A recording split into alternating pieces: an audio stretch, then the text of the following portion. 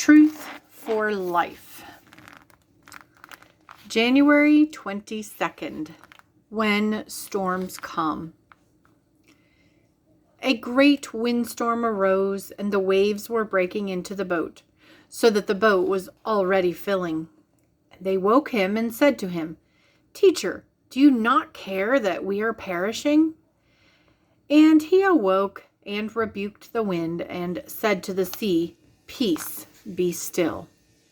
Mark 4:37 through 39.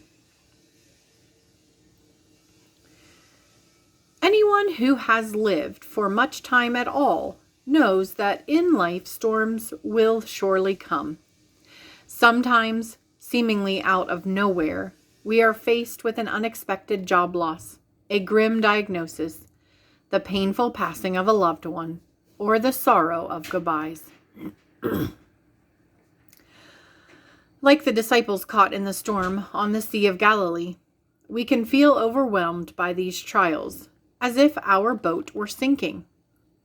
Following Jesus does not insulate us from life's storms, but we can take comfort from knowing that God promises to hold us fast through them.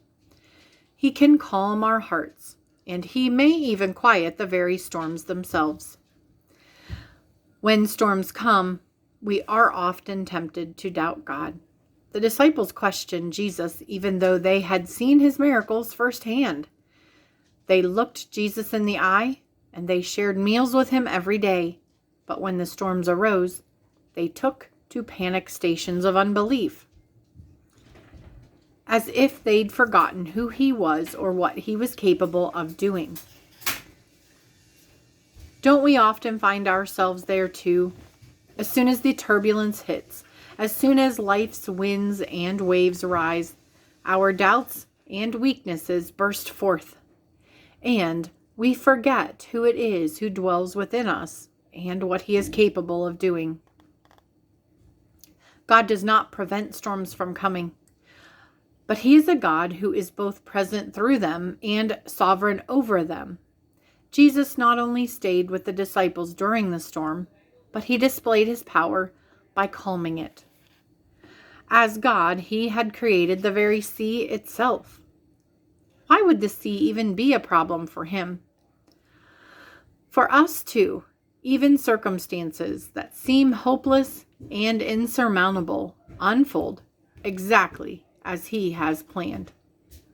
When difficulties, fears, and pain persist, we can trust Him to give us a peace that surpasses all understanding, Philippians 4:7, and bring us through to a place of calm, whether it arrives in this life or only beyond the final tempest of death.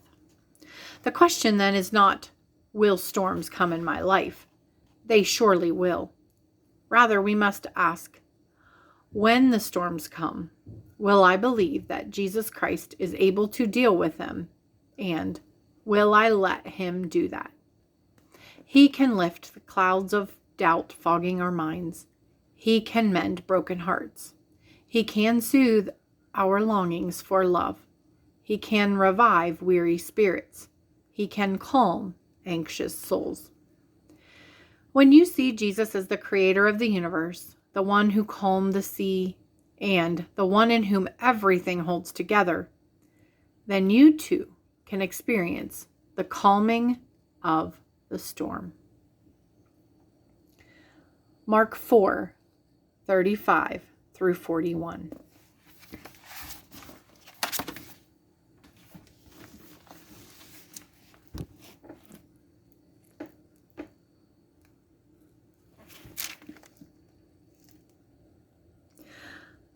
On that day, when evening had come, He said to them, "Let us go across to the other side." And, leaving the crowd, they took Him with them in the boat, just as He was. And other boats were with Him.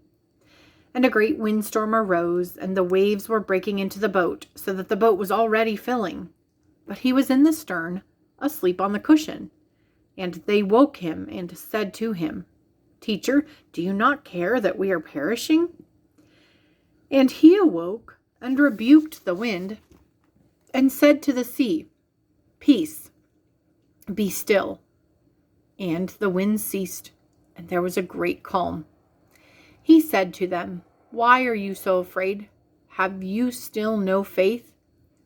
And they were filled with great fear, and said to one another, "Who then is this, that even the wind and the sea obey him?"